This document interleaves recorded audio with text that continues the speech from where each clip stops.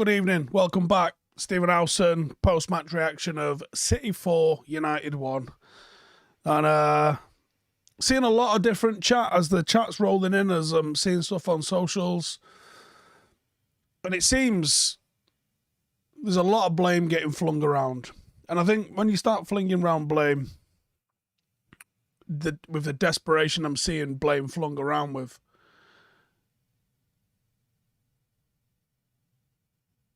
you're going to inevitably get it wrong. Someone in the comments here just said, IMJ says, Rocky sees during Ollie's last leg, but Ralph's actually sleeping away my excitement for the club. 8 wins, 8 draws, 2 losses. Is 2 losses in 18 games that bad in the grand scheme of things? I'd argue it's not. But I would also say I put zero of that blame on Ralph Rangnick. I actually thought, when you try and assess what the manager's done, how's he set us up? What's the game plan? That's how you assess the manager. Whether they are able to execute that, that's on the players. Attitude, effort, quality, touches, those things are on the players. How did we... Christopher Johnson there in the comments saying 8 draws is bad. Okay, but again, how many of those 8 draws are on Ralph? Ultimately, he'll be judged by the entire run. But how many of those are actually on Ralph? And how many of it is on the players? These players have, as Roy Keane said years ago, these players have thrown multiple managers under the bus, and they will continue to throw managers under the bus. Why are we expecting miracles just because there's a new manager in charge? And this is the whole point I've always had about changing managers. There's zero evidence to suggest it works. You get a bit of a bounce with a fresh idea, but then inevitably the players will revert back to what their average is anyway. You have to get the recruitment right. Now, I would say the first half of football, we got wrong our defending. And we give Manchester City some very easy stuff. Both the centre-backs dragged out of position, not checking their shoulders, not covering their areas, and then also just not being reactive enough. Harry getting megged twice is one thing. Lindelof getting dragged out of position, getting beat, and just being like, got pretty good handle to watch the game from here. If he... they're showing this analysis during the game, but if he gets back into position, he probably prevents that goal. And it feels like United are miles away from Manchester City. But the margins are still small. And that's how you know they're a good side at the moment, is because they're just racking up the wins. And they look impervious.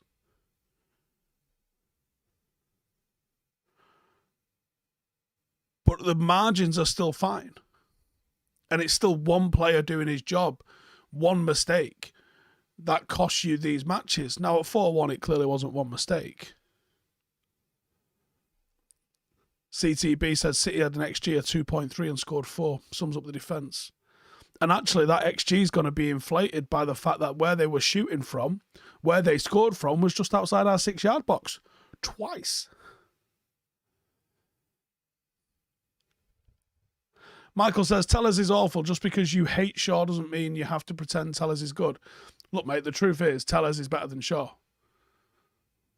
Just because you fancy Shaw doesn't mean that that's not a true statement. And I don't hate Shaw. I think he's just not as good at football as a lot of people imagine. Super chat here from Burnside is back, says defending is so poor, your best defenders are terrified to get tight, you get blocks versus interceptions, doesn't work in Ralph's system or any. Some of Maguire's stuff, he can't even block. Like I said, Maguire moved out of the way of that. Loads of people argued, said he didn't. He kind of flinches just before the ball comes to him. He certainly doesn't move towards the ball with any sort of commitment.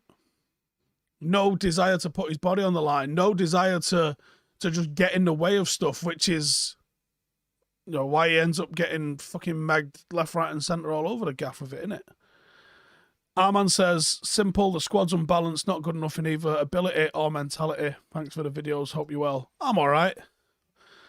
Do you know that meme from The Simpsons? Me just having a good day and then United about to crash you over the head with a chair. Yeah, having a good day until I have to watch United usually. Ralph says, we get it, Maguire's shite, but it's not all his fault. I mean, I literally just said both centre-halves. I mean, did you not hear that? Or did you just choose to ignore that?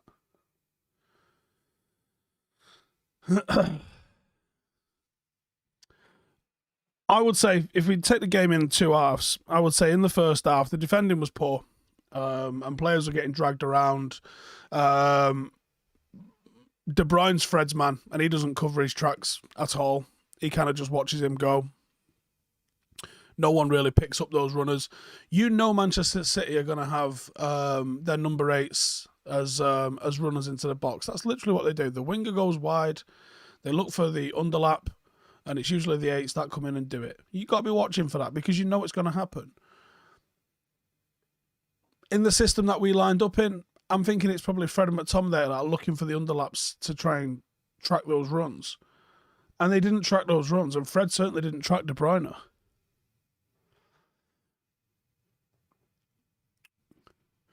But I thought we countered really well, really strongly. Jadon took his goal fantastically. And even though we'd made those 2 blunders in the first half, I'm thinking, I actually think we're in this game, and I'm thinking if we can score a second, we might get a point out of this. Obviously, we never even came close to doing that. Aslan with a super chat says, when will these teams get an identity? When will they start playing like United and go into a game with a winning mentality? I think the attitude and the mentality of the players is a massive issue for us. Abhinav says, squad's imbalanced and not good enough closing games, not good enough. De Gea's kicking's terrible. 50 million is not enough this summer. Might not be enough by 10x. Connor says 4 City players on our 6-yard line for the 4th goal. Just shows you how much they're playing for each other, doesn't it? That's the one thing that, I think City are fantastic in terms of keeping the ball, but their commitment up and down the pitch is brilliant. Is genuinely good. I was very happy with Ralph's game plan. It was very, very clear to see what we were trying to do. We'd set up in a 4-4-2.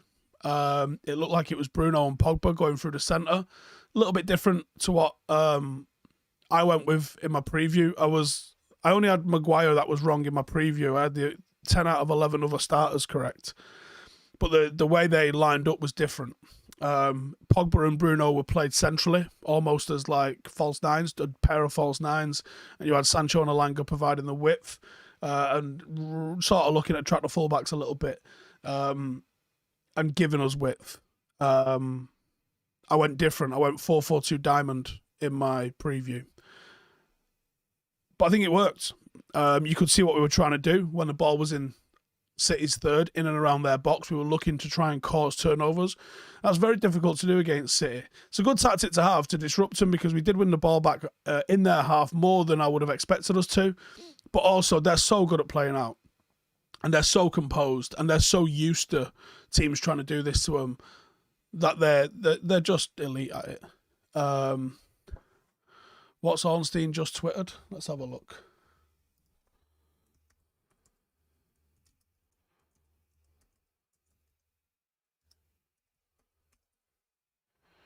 What's Ornstein just twittered?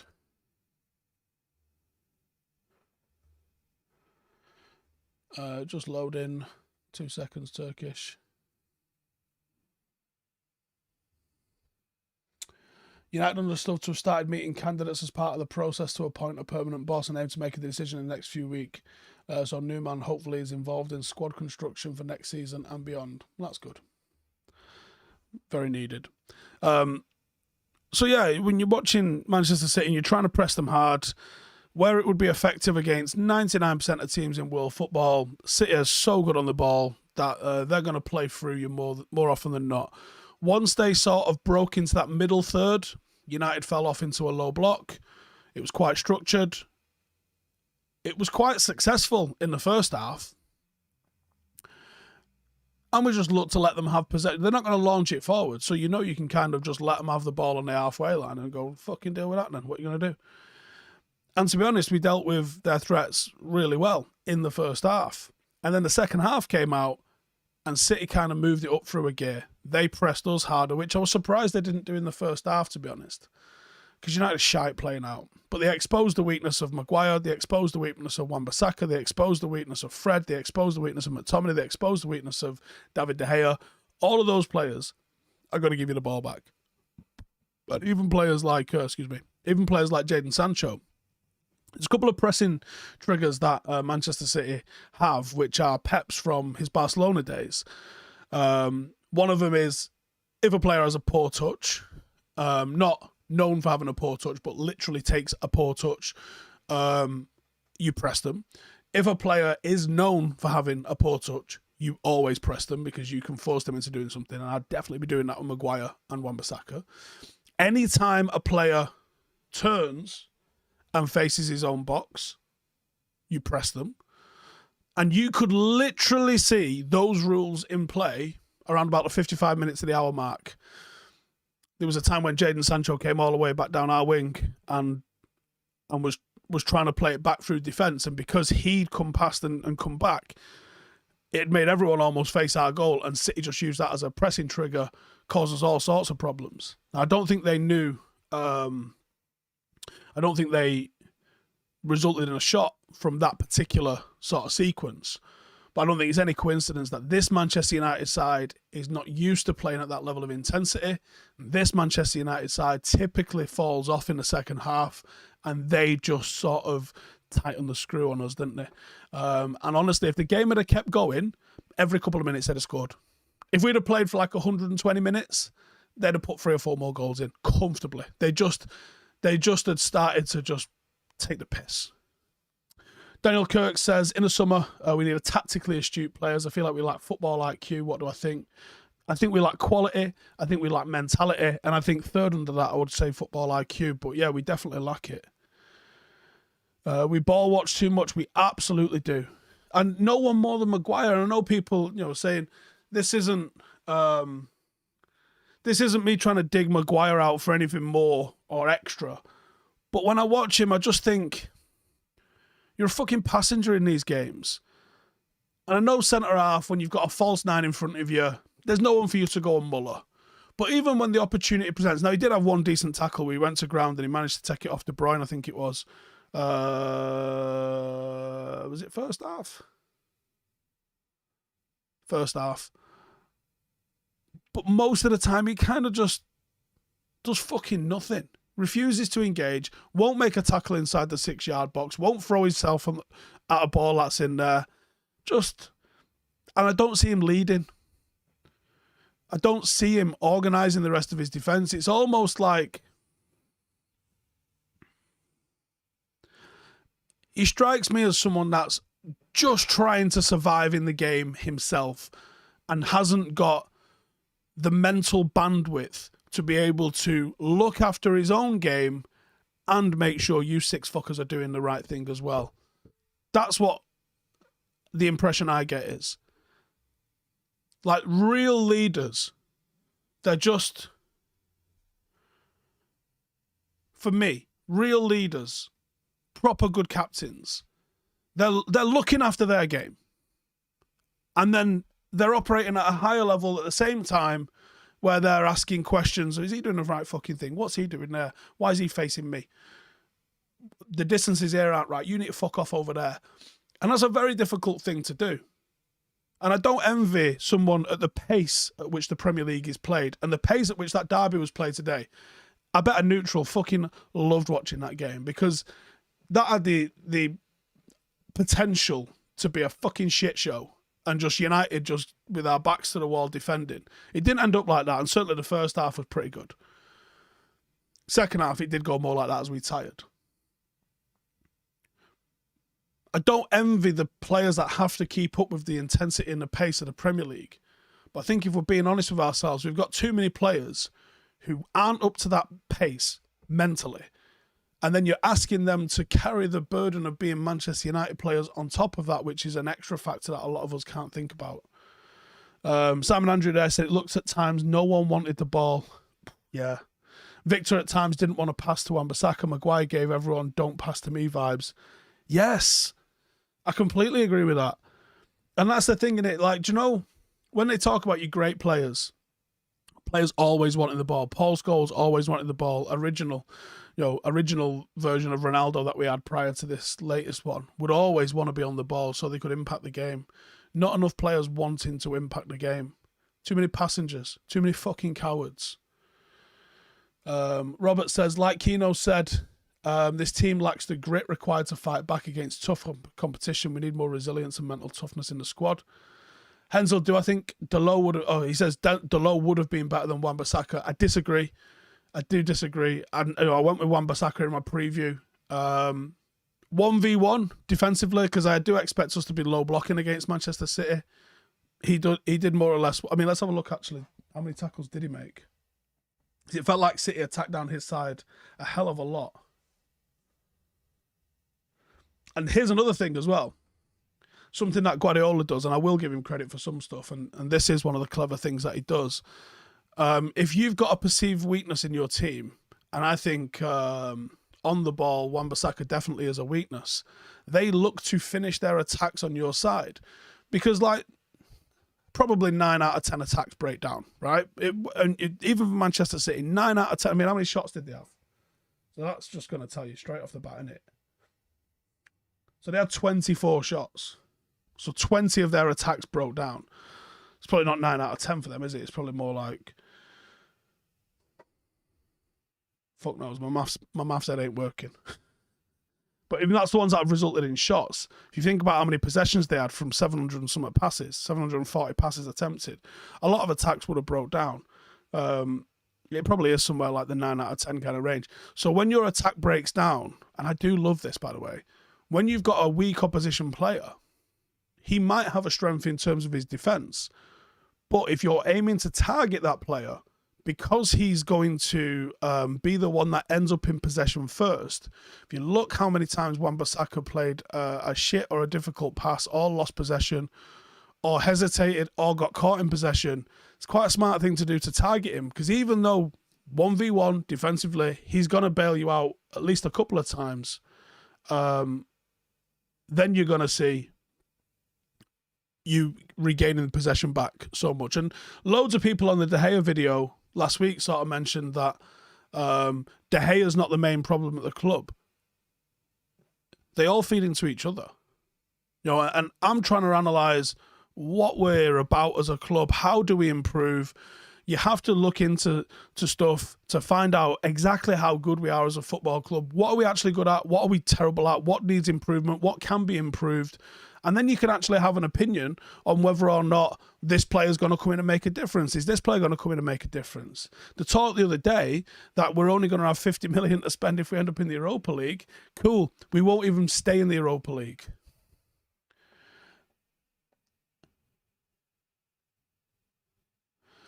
Jeremy says 9 players who start today need to go, and that's my biggest worry. I think we're 5 or 6 years behind where we need to be. Great content as always. Cheers, mate. Appreciate the super chats. Harry says, as you said, bunch of cowards in our team. None of our players would get into City's or Liverpool's team. There might be a couple, but there's not many. Mossab says, Steve, is it time for De Gea to get gone? He's such a liability, like on a 4th goal. Can't believe some people don't see it. On De Gea, I agree with a lot of the comments saying he's far from our biggest problem. And I think he is far from our biggest problem. I think he is a problem. And I certainly don't think we're getting value for money for probably the highest paid goalkeeper in the world. In fact, no, we're definitely not getting value for money. We're also not getting value for money out of Dean Henderson, who's probably like in the top 5 Premier League highly paid goalkeepers as well. And he's our second choice. I think if it was up to me, I wouldn't renew him. But I also don't know. I mean, I'm sure we'll do the work, and we'll have a look at potential goalkeepers he could bring in. Goalkeeper's one that you really have to do your homework on, and I don't think you can really take much of a risk. I think you have to make sure that this is a proper solid appointment when you bring in a goalkeeper. They have to be good, otherwise you get absolutely slaughtered. But I wouldn't renew him, and I would bring a new one in instead of renewing his contract. My worry is that it'll be the cheaper option in their heads to renew him, and I think you're going to go backwards there. Burnside is back, says, try pressing Dylan Levitt. You're giving 4 goals away with pivots protecting the back 4. Don't tell me no room for that little wizard. Physically, I think he's not quite ready yet, but I would agree it's he's got a skill set that I would love to see in the Premier League. He's got a mentality I'd love to see in the Premier League as well. Cavish says, most upset with the lack of fight. Liverpool dominated West Ham, but they still fought to the end. RS says, we are publicity FC. Our DNA we grew up with is slowly being filtered out. Stizzy says, do I think the club knows Henderson is one of the leakers? Yeah, the club are crafty. They know the score. Ulsterlad says, why do we always have 2 completely different performances in each half? Is it mentality, tactics, fitness, all of them combined? Right now, do you know what I genuinely think it is? I think it's a combination of we're trying so hard to be average. Like, we're not average at the moment. We are below average. And we're trying so hard to be average that a team that's very, very good, like a Manchester City, they're so in control of their own game that it's like the duck and the swan thing, innit? On the surface, calm. Underneath the surface, legs are kicking like fuck, trying to just keep up.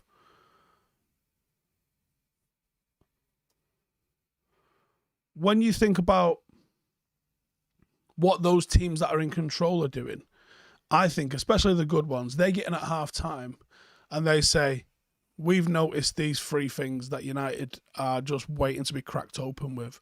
And when I look, my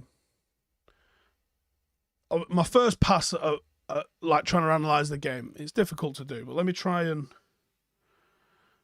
show you on here. Does it show? What you'll notice is the amount of red in this sort of area here. And that's United's failed passes in this. Like, you notice here, there's none from Tellez. But you'll notice here.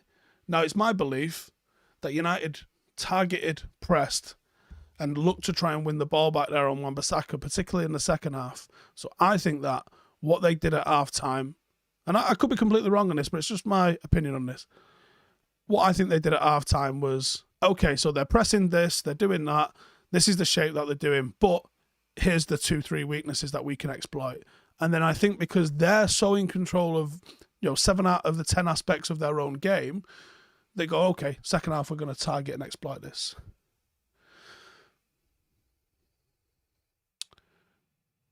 Mohammed says, I don't understand how much we have regressed from last season. Can I try and rationalise it?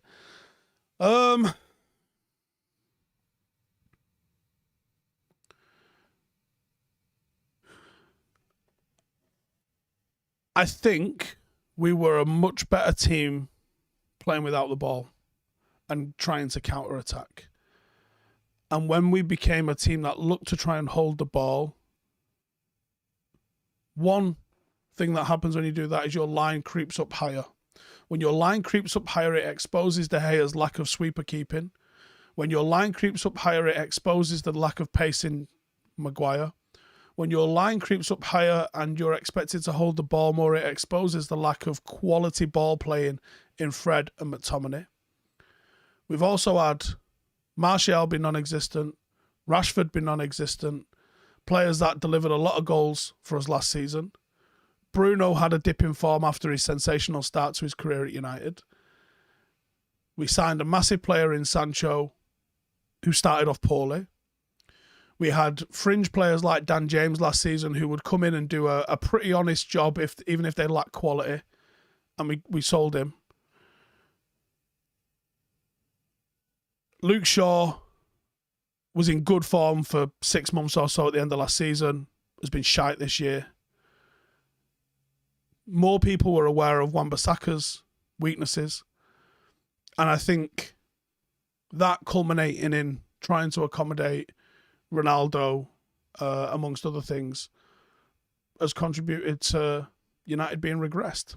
And you don't have to regress far for it to be massive and really see the difference in it. Glyn says last season was a training environment. Now back in front of fans, it's been exposed at how bad the communication between the team. The communication is actually fucking shocking, isn't it? Rurkov says had enough, going to get beer. Fair play. Was his a face says just need to unleash Hannibal. Get ready for next season. See, I like Hannibal. I think he's got a great skill set, but I'm hearing some stuff that he ain't the answer. I'm hearing that professionalism, attitude, mentality with him are not there yet. I think he's got a pretty good skill set, but I think he's got a long way that he needs to go. Arch says that and the other teams are going forward. Yeah, so all of those backward steps and hiccups that United had collectively, individually, other teams got their act together around us. So everyone's moving forward constantly. You take your foot off the gas, let alone take a backward step, and it looks like you fell off tremendously.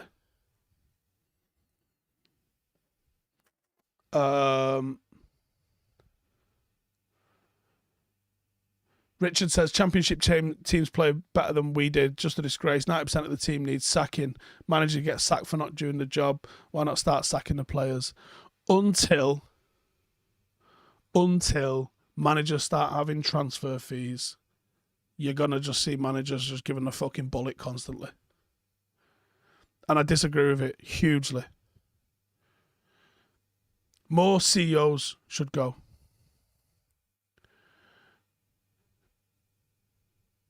Does this require a post-Moyes style recovery job? Listen, I mean, I blame the Glazers a hell of a lot.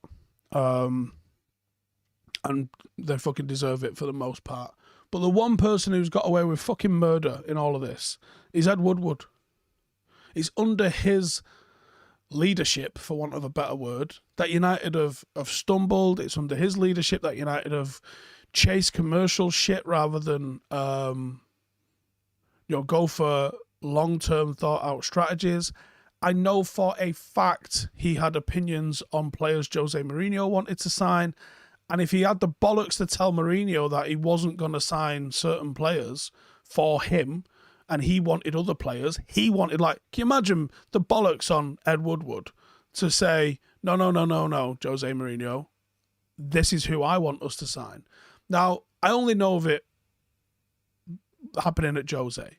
But if it happened at Jose, you can't tell me that he didn't have the bollocks to tell Moyes who he was getting. And you can't tell me he didn't have the bollocks to tell Ollie who he was getting. He clearly was sticking his fucking oar in. And he ain't a football guy. Cage Chat MMA says, is the team getting overloaded with information at half time? Never feel like we come out confident in the second halves. Could be that, to be honest. There's not many times that we've actually gone up in the second half, is there? Carfix Sizzler says, Rashford has to be the laziest player in the Premier League right now. This is a sin from club-grown players. What they did today, unacceptable. I wouldn't say he's the laziest player in the Premier League. I'd say he's properly out of form and wouldn't be getting minutes if it wasn't for the lack of Ronaldo or Cavani or anybody else in the mixer as well. Tron says, if the MAN article has any truth in it, might have a new owner. I haven't seen that. If there's something going on in that, we'll clearly be looking at that. CTB says, Woodward is a smart man. His job is to make sure the cash cow is still making milk, and he was good at it. But was he good at it, though? When you look at our relative revenue, what it went from, and how far in front we were to how far behind we were, was he good at it? I think Andy fucking Tate could have done just as good a job.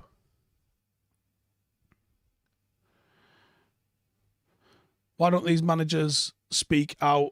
I know Jose kind of tried. It'll be in their contract.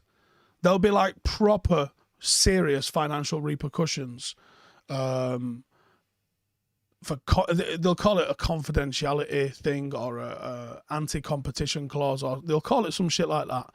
But they'll get destroyed. And also, unfortunately, managers will not do it to protect their future career. Because think about this, right? If you're a club owner, and any of these billionaires that have made billions, obviously, being a billionaire, have not done it ethically. They've had to screw someone over.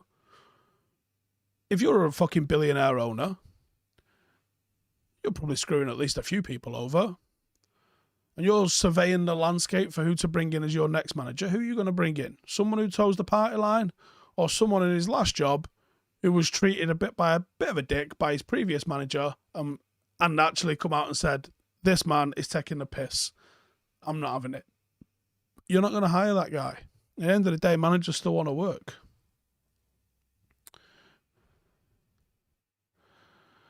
Brian Kevill says, tired of individual blame like Sizzler. You said it, Steve. We're an oil tanker overtaken by speedboats, gargantuan decline. Vicky says, do I think youngsters like Mabry will get more chances this season? Because our midfield struggled to string enough passes together. Yeah, but he's also got to do the defensive side of the game. Santa says, can managers not spill the beans after their contracts? There'll probably still be something in their severance, because most managers never get to the end of their contract, do they? And it just like expires and into thin air. There's always a severance package. The only one I know of with anything in it was Van Gaal's, because we've been in touch with Van Gaal trying to get him to come on the channel, and he said, there's literally a clause, I can't talk about it. So I guess he can't talk about it. Some of them will, and some of them will just, let's be honest, right? If we ask them to come on an interview for us, we don't pay for interviews. So they're going to come on and cause a load of shit for free for them. Or they're going to save it for their fucking autobiography, aren't they? Which they'll probably get paid 7 figures for. You know what I'm saying? Peter Abate says, you haven't read my super chat, unsubscribing. Well, there's no fucking guarantee that I'll read them, mate. And also, if I don't fucking see it, I'm not going to read it, am I? I'm not. This isn't a Steve Reed super chat show. This is a post-match reaction, and I'll talk to you guys. Don't act so fucking entitled that I have to. I don't work for you. Fuck me, mate. Get a fucking grip. Jeremy Vella there says, what are we looking to see from Murta, Fletch and Ralph? Is it already impossible to sell some players because of their wage? Don't think any manager in the world would turn this squad into title challengers. No, they wouldn't. You need a complete clear out. And if we're being honest with ourselves, the probability of doing that in one window is nil. The probability of doing that in like 5 windows is fucking very, very, very slim. And you'd have to get very lucky to be able to bring in everybody that you wanted and all the rest of it. Talk MU says we just don't have the attitude needed to compete. Tom says in the comments there, million miles off. Roy Keane summed it up perfectly on Sky, as he generally does. MB says our time will come again. Success comes and goes up the fucking Reds. Yeah, I'll be there. Whether it's fucking shit or not, I'll revel in it. Alma says we need to clear out every 2 seasons. We do, because we're not buying correctly. Like, we're buying short. Like, whoever sanctioned Maguire and Wan-Bissaka, knowing that we was looking to move to a possession-based side, was a waste of £130 million. That was why we were crying out for a director of football. If we'd had a director of football in place, knowing what the 5-year plan for the football club was going to be, you wouldn't have wasted money on half of these signings that we've got. Because you'd been like, right, okay, I'm going to sit down with the manager and we're going to have a conversation. Right, what are we trying to be? We're trying to be X. Right. Why do I bring Harry Maguire in again? Yeah, that's not going to work. He's only played in teams that play on the counter, and he's only been successful in teams that play on the counter or play a back three. You're going to ask him to start doing 1v1 defending on the halfway line? Go show me some clips that he can do that. That's the sort of conversation a real good director of football needs to be having. And that's not happening, or wasn't happening at Manchester United. Now, who's to blame for that? Is it Ole? Maybe. He came into the place knowing that he wanted us to be fast and aggressive. And I assume that means in possession. And is it Woodward? Well, clearly the guy don't have a fucking pot of glue about football. If him and Judge were just sanctioning signings for 130, think about this, right? 130 million pound. Most of the companies you or I work at do not come close to probably fucking 10 million pound turnovers, let alone 130 million pounds sanctioned on 2 employees that within 2 seasons weren't fit for fucking purpose. That's a criminally negligent wastage of fucking money. Unfucking real.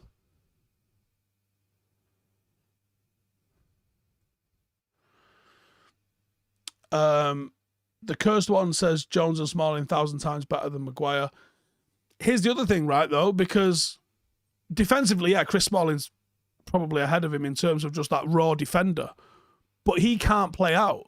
You ask him to make a 25-yard pass, he nearly dislocated his hip. He's another good defender in a certain system. I probably called him world fucking class at some point. He put in like 10 or 12 games under Louis van Gaal where he was putting in sensational performances. Daley Blind was doing his playing out. Other players was giving him the easy options. But we saw him exposed, was it under Ollie? Certainly under Jose, if not Ollie. Where you're asking him to just play a crossfield ball to his other centre-back. And he's just fucking having his hip broken. Righty, I'm going to wrap it up there. Cheers for tuning in. We'll do 5 things in the morning. If there's any truth to this ownership thing, I'm going to have a read up on that now. If that happens, we'll obviously be talking about that for the rest of the week.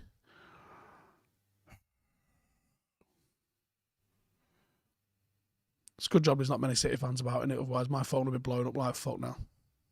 Anyway, hopefully that didn't ruin everyone's fucking weekend. It was alright apart from that, wasn't it? Take it easy, everyone. Subscribe if you're not a prissy little entitled knobhead, and I'll catch you all in a bit. Laters.